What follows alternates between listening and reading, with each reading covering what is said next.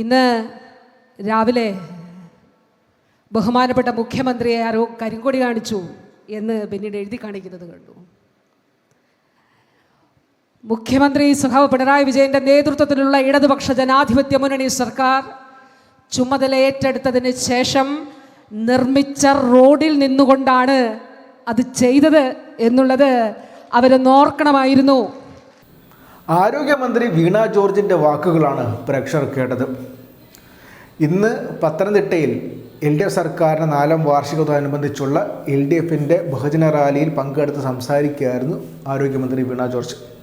വീണ George പറയുകയാണ്, ഇന്ന് മുഖ്യമന്ത്രി പിണറായി വിജയനെ കുറച്ചുപേർ കരിങ്കൊടി കാണിച്ചു. ആ കരിങ്കൊടി കാണിച്ചവർ ഒരു കാര്യം ഓർക്കണമായിരുന്നു. അതിതാണ്, മുഖ്യമന്ത്രി പിണറായി വിജയൻ്റെ നേതൃത്വത്തിലുള്ള സർക്കാർ അധികാരമേറ്റതിനു ശേഷം മെച്ചപ്പെടുത്തിയ പത്തനംതിട്ടയിലെ റോഡുകളിൽ കൂടിയാണ് നിങ്ങൾ യാത്ര ചെയ്തത്. ആ റോഡിൽ നിന്നാണ് നിങ്ങൾ കരിങ്കൊടി കാണിച്ചത്. അത് ഓർക്കണമായിരുന്നുവെന്ന ഒരു ഉഗ്ര മറുപടിയാണ് കരിങ്കൊടി കാണിച്ചവർക്ക് മന്ത്രി വീണ ജോർജ് നൽകിയത്. വീണ ജോർജിൻ്റെ ആ വാക്കുകൾ നമുക്കൊന്ന് കേൾക്കാം. ഒന്നാം പിണറായി വിജയൻ സർക്കാരും രണ്ടാം പിണറായി വിജയൻ സർക്കാരും, രണ്ട് സർക്കാരുകളും കൂടി നമ്മൾ കണക്കിലെടുക്കുമ്പോൾ 9 വർഷം നമ്മൾ ഇടതുപക്ഷ ജനാധിപത്യ മുന്നണി പൂർത്തിയാക്കുകയാണ്. 9 വർഷം മുൻപുള്ള സാഹചര്യമല്ല ഇന്ന് കേരളത്തിലുള്ളത് എന്നുള്ളത് നമുക്ക് കാണാനായിട്ട് കഴിയും. പത്തനംതിട്ട ജില്ലയെ മാത്രം നോക്കുക. നമ്മൾ നിൽക്കുന്നത് ജില്ലാ ആസ്ഥാനത്താണ്. പത്തനംതിട്ടയുടെ 9 വർഷം മുൻപ് ഈ ജില്ലാ ആസ്ഥാനത്ത് ഒരു റോഡ് പോലും BMC ടാറിങ് ചെയ്തിരുന്നില്ല. ഇന്ന് ആറന്മുള ഉൾപ്പെടെ, പത്തനംതിട്ട ജില്ലാ ആസ്ഥാനം ഉൾപ്പെടെ, ആറന്മുള ഉൾപ്പെടെ നമ്മുടെ 5 നിയോജക മണ്ഡലം, കോന്നി, റാന്നി, അടൂർ, തിരുവല്ല, 5 നിയോജക മണ്ഡലങ്ങളിലും ഒന്നാന്തരം അടിസ്ഥാന സൗകര്യം മലയോര ഹൈവേ കിഫ്ബിയിലൂടെ ഇന്ന് രാവിലെ ബഹുമാനപ്പെട്ട മുഖ്യമന്ത്രിയെ ആരോ കരിങ്കൊടി കാണിച്ചു എന്ന് പിന്നീട് എഴുതി കാണിക്കുന്നത് കണ്ടു. മുഖ്യമന്ത്രി സഖാവ് പിണറായി വിജയൻ്റെ നേതൃത്വത്തിലുള്ള ഇടതുപക്ഷ ജനാധിപത്യ മുന്നണി സർക്കാർ ചുമതല ഏറ്റെടുത്തതിന് ശേഷം നിർമ്മിച്ച റോഡിൽ നിന്നുകൊണ്ടാണ് അത് ചെയ്തത് എന്നുള്ളത് അവരൊന്ന് ഓർക്കണമായിരുന്നു. അതിന് തൊട്ടിപ്പുറത്തൊരു ജില്ലാ സ്റ്റേഡിയമുണ്ട്. അതിനു മുൻപ് 3 ഗവർണർമാർ ഇപ്പുറത്ത് ഇൻഡോർ സ്റ്റേഡിയത്തിന് വന്ന് കല്ലിട്ടിട്ടുണ്ട്. ഇപ്പോൾ നമ്മൾ അവിടെ കുഴിച്ചു നോക്കിയാൽ ആ കല്ല് കാണാം. അവിടെ ഇതാ 50 കോടി രൂപയുടെ കിഫ്ബിയിലൂടെ മുഖ്യമന്ത്രി ശ്രീ പിണറായി വിജയൻ്റെ നേതൃത്വത്തിലുള്ള സർക്കാർ അനുവദിച്ച ഫണ്ട് കൊണ്ട് അവിടെ ജില്ലാ സ്റ്റേഡിയം ഒന്നാന്തരമായിട്ട് നിർമ്മിക്കുകയാണ്. ഒന്ന് കണ്ണു തുറന്ന് കാണണമായിരുന്നു. ജനറൽ ആശുപത്രി 46 കോടി രൂപയുടെ നിർമ്മിക്കുന്നു.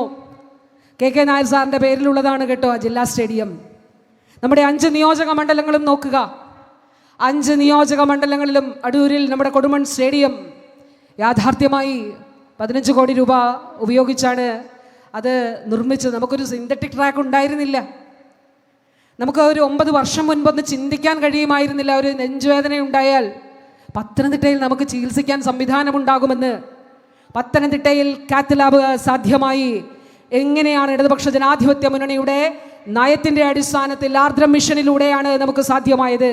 ഒരു മെഡിക്കൽ കോളേജ് പത്തനംതിട്ടയുടെ സ്വപ്നമായിരുന്നു. അത് യാഥാർത്ഥ്യമായി. കോന്നി താലൂക്ക് ആശുപത്രി, അടൂർ താലൂക്ക് ആശുപത്രി, റാന്നൂർ താലൂക്ക് ആശുപത്രി, മല്ലപ്പള്ളി താലൂക്ക് ആശുപത്രി, തിരുവല്ല, അങ്ങനെ അടിസ്ഥാന സൗകര്യ വികസന മേഖലയിൽ ആരോഗ്യരംഗത്തും വിദ്യാഭ്യാസ രംഗത്തും അതോടൊപ്പം തന്നെ അടിസ്ഥാന സൗകര്യ മേഖലയിലും വലിയ മാറ്റങ്ങൾ ഈ കാലഘട്ടത്തിൽ കേരളത്തിൽ ഉണ്ടായി എന്നുള്ളത് നമുക്ക് കാണാനായിട്ട് സാധിക്കും.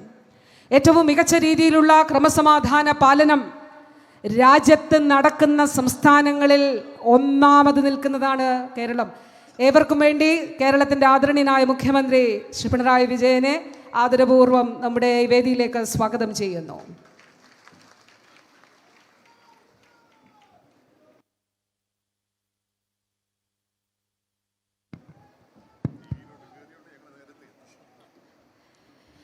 കേരളത്തിൽ 14 ജില്ലകളിലും അങ്ങ് തിരുവനന്തപുരം മുതൽ കാസർഗോഡ് വരെ അടിസ്ഥാന സൗകര്യ വികസന മേഖലയിൽ, ആരോഗ്യ മേഖലയിൽ, വിദ്യാഭ്യാസ മേഖലയിൽ, വ്യവസായ മേഖലയിൽ, കാർഷിക മേഖലയിൽ, അങ്ങനെ സർവതല സ്പർശിയായിട്ടുള്ള വികസനമാണ് കേരളത്തിൽ ഉണ്ടായിട്ടുള്ളത്.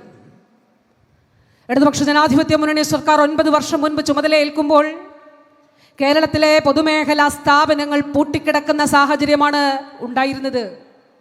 അവിടെ നിന്നാണ് നമ്മൾ തുടങ്ങിയത്. അവിടെ നിന്ന് പൊതുമേഖലാ സ്ഥാപനങ്ങൾ വീണ്ടെടുക്കുന്നതിന് വേണ്ടിയിട്ടുള്ള പ്രവർത്തനങ്ങൾ വളരെ കൃത്യമായി നടത്തി. പൂട്ടിക്കിടന്ന സ്ഥാപനങ്ങൾ ഓരോന്നായി തുറക്കുന്നതിന് നമുക്ക് കഴിഞ്ഞു. ഇന്ന് കേരളത്തിൽ രാജ്യത്ത് ഈസ് ഓഫ് ഡൂയിങ് ബിസിനസ്സിൽ ഒന്നാമത് നിൽക്കുന്ന സംസ്ഥാനത്തിൻ്റെ പേര് കേരളം എന്നുള്ളതാണ്. അതിന് പ്രതിരോധിക്കാൻ എന്തൊക്കെ ശ്രമങ്ങൾ നടന്നു. അങ്ങനെയല്ല, ഇങ്ങനെയാണ്, അതൊക്കെ വെറുതെയാണ് എന്നുള്ളത്. പക്ഷേ അത് വളരെ കൃത്യമായ ആസൂത്രണത്തിലൂടെ 14 ജില്ലകളിലും സാധ്യമാക്കിക്കൊണ്ട് കേരളത്തെ ഈസ് ഓഫ് ഡൂയിങ് ബിസിനസ്സിൽ ഒന്നാമതാക്കുന്നതിന് നമുക്ക് സാധിച്ചിട്ടുണ്ട്. വിദ്യാഭ്യാസ മേഖലയിൽ 9 വർഷം മുൻപ് സർക്കാർ സ്കൂളുകളിൽ നിന്ന് കൊഴിഞ്ഞുപോക്കുണ്ടായിരുന്നു. ഡിവിഷൻ ഫോൾ ഉണ്ടാകുമായിരുന്നു. എയ്ഡഡ് സ്കൂളുകളിൽ, സർക്കാർ സ്കൂളുകളിൽ കുഞ്ഞുങ്ങൾ പോകുന്ന സാഹചര്യം ഉണ്ടായിരുന്നില്ല. അവിടെ പൊതുവിദ്യാഭ്യാസ സംരക്ഷണ യജ്ഞം ഉൾപ്പെടെ സാധ്യമാക്കിക്കൊണ്ട് ഹൈടെക് സ്കൂളുകളായിട്ട് നമ്മൾ പരിവർത്തനപ്പെടുത്തി. ഞാൻ വാക്കുകൾ ദീർഘിപ്പിക്കുന്നില്ല. കേരളത്തെ സംബന്ധിച്ചിടത്തോളം ഈ 9 വർഷക്കാലം അസാധ്യമെന്ന് കരുതിയ പല കാര്യങ്ങളും, പല പ്രോജക്റ്റുകളും നിശ്ചയദാർഢ്യത്തോടെ കേരളത്തിൽ നമുക്ക് നടപ്പിലാക്കാനായിട്ട് സാധിച്ചു. ഗെയിൽ പാചകവാതക പൈപ്പ് ലൈൻ, അത് പൂട്ടിക്കെട്ടിയ ഫയലാണ്, ഇത് നടക്കാൻ പോകുന്നില്ല എന്ന് പറഞ്ഞുകൊണ്ട് അതിനു മുൻപുള്ള സർക്കാർ അടച്ചുവെച്ച ഫയൽ അത് തുറന്നുകൊണ്ട് അത് സാധ്യമാക്കി. കേരളത്തിൽ ബഹുമാന്യനായിട്ടുള്ള മുഖ്യമന്ത്രി ശ്രീ പിണറായി വിജയൻ്റെ നേതൃത്വത്തിലുള്ള സർക്കാർ അത് സാധ്യമാക്കി. അതുപോലെ കേരളത്തിൽ ദേശീയപാത വികസനം കേരളത്തിൽ സാധ്യമാക്കിക്കൊണ്ട് ഇപ്പോൾ വളരെ ത്വരിതവേഗത്തിൽ അതിൻ്റെ നിർമ്മാണ പ്രവർത്തനങ്ങൾ നടത്തുകയാണ്. പല റീച്ചുകളും പൂർത്തിയായി കഴിഞ്ഞു. അതിവേഗം NHൻ്റെ നിർമ്മാണ പ്രവർത്തനങ്ങൾ പൂർത്തിയാവുകയാണ്. അതും നടക്കില്ല എന്ന് കരുതി, നടക്കില്ല എന്ന് പറഞ്ഞ് കൈയൊഴിഞ്ഞതാണ് അതിനു മുൻപത്തെ സർക്കാർ.